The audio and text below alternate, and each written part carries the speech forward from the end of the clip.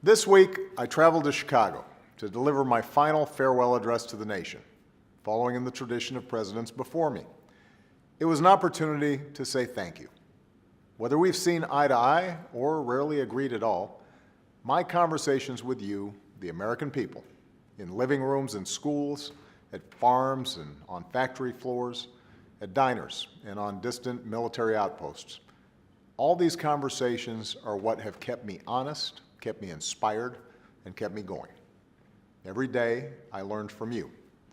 You made me a better president, and you made me a better man. Over the course of these 8 years, I've seen the goodness, the resilience, and the hope of the American people. I've seen neighbors looking out for each other as we rescued our economy from the worst crisis of our lifetimes. I've hugged cancer survivors who finally know the security of affordable health care.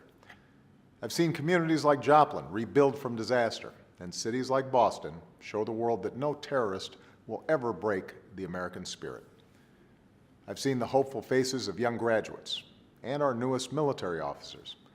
I've mourned with grieving families searching for answers, and I found grace in a Charleston church. I've seen our scientists help a paralyzed man regain his sense of touch, and our wounded warriors walk again. I've seen our doctors and volunteers rebuild after earthquakes and stop pandemics in their tracks. I've learned from students who are building robots and curing diseases, and who will change the world in ways we can't even imagine. I've seen the youngest of children remind us of our obligations to care for our refugees, to work in peace, and above all, to look out for each other. That's what's possible when we come together in the slow, hard, sometimes frustrating, but always vital work of self-government. But we can't take our democracy for granted. All of us, regardless of party, should throw ourselves into the work of citizenship, not just when there's an election, not just when our own narrow interest is at stake, but over the full span of a lifetime. If you're tired of arguing with strangers on the internet, try to talk with one in real life. If something needs fixing, lace up your shoes and do some organizing. If you're disappointed by your elected officials, then grab a clipboard, get some signatures, and run for office yourself.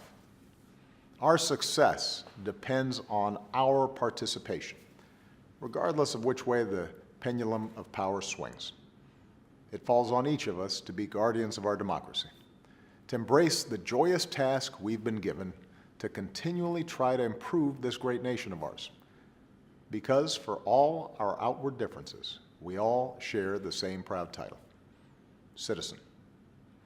It has been the honor of my life to serve you as president. 8 years later, I am even more optimistic about our country's promise, and I look forward to working along your side as a citizen for all my days that remain. Thanks, everybody. God bless you, and God bless the United States of America.